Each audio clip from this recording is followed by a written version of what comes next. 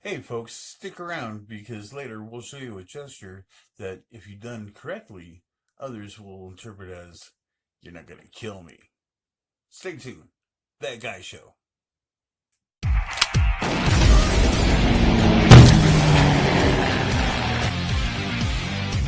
First off, we all have body language that we can tell people, "Hey, I'm not gonna kill you." And seeing this is the start of a business, let's just start off with the handshake, shall we? Shake should be fast and firm and free of perspiration. Now let me translate some words real quick. Firm should mean squeeze, but not too tight. While fast means it happens quickly, instantaneously. There's no stop it. And that for that perspiration, should have wiped your hands off on your pants or trousers just a moment before the actual shake. Just a hint. But we'll go in a little bit more detail later. The practice of a good handshake arose on a part of good faith gestures, such as one's right hand contains no weapons to kill you. Now, I must say that in some cultures, a handshake is reserved for the right hand. Why? Whereas the excellence of hygiene and cleanliness in your other bodily personal needs are done with the left hand. Right. I guess something to keep in mind too is not everybody's right-handed. Do remember that other people in other cultures shake hands a little bit different than we do in here in the States. Now, if I'm correct, a business person in, say, South African countries tend to hold the grip a little bit longer than we do here in the States again. Now, policy for handshakes with other people from other countries, I guess, when in Rome, because it's called respect. And when you know how to behave, you are a little bit more comfortable, a little bit more relaxed, and you're at your best.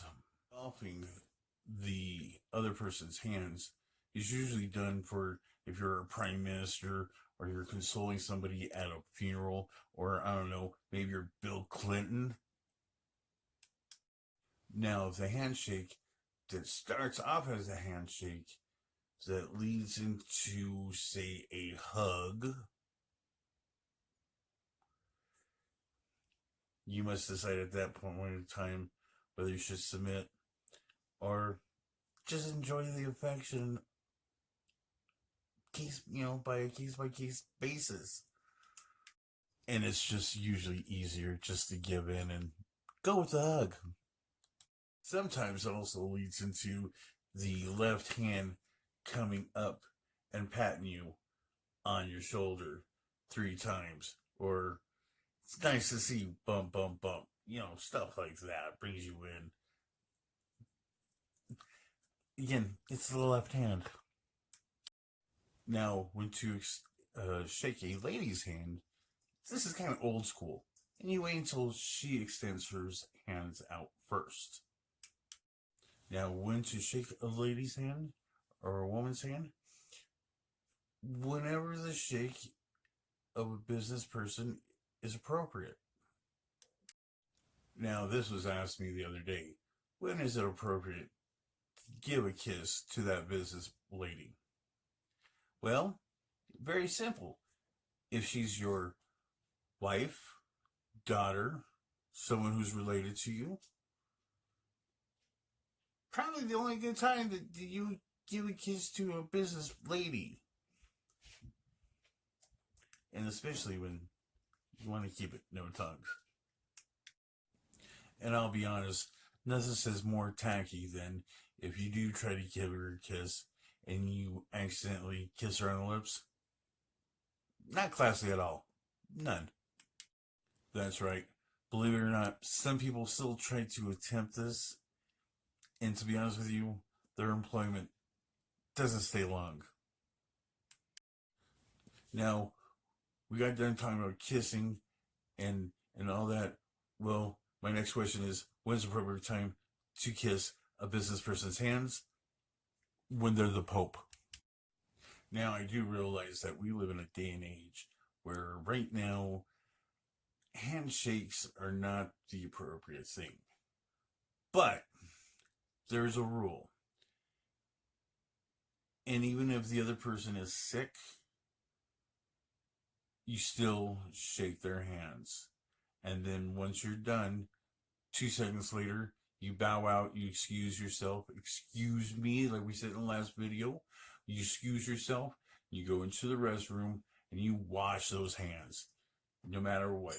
Or you, I don't know, maybe share a bottle of Perel or hand sanitizer after the handshake, or before the handshake and then afterwards. It's just common courtesy. It's respect.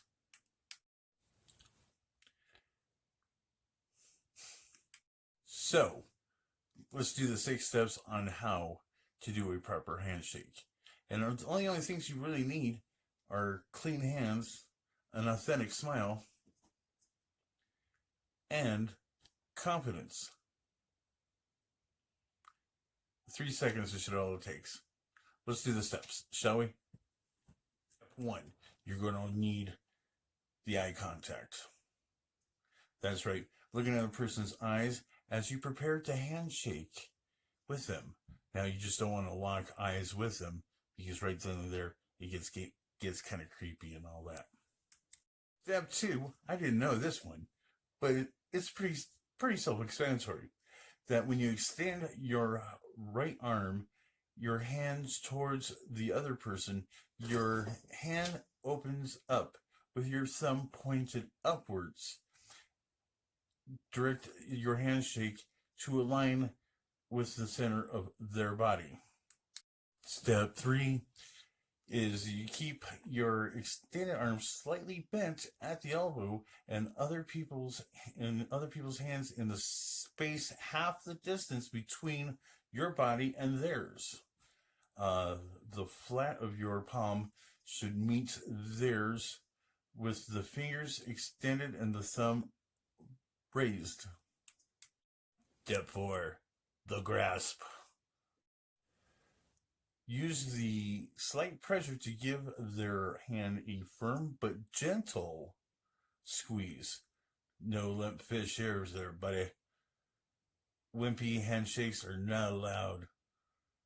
Hint, pretend that their hand is a small bird that needs to be held and caressed. Not caressed, no. But held firmly enough to not to fly, but to stay tightly without crushing it. Step 5, the actual shaking of the hands. Dun dun dun. With the wrists locked, and raise your hands upwards about 2 inches, and then down about 2 inches. And to be honest with you, 1 or 2 up and downs should be suffice. Step 6, the release. It should be done at the same time. Let go at the lower of your hands and put them at your side. Now, mind you, if your hand feels weird, like his hand was sweaty, don't wipe your hands off in front of him. You wait until they turn around and they start walking away. Then leave the ball.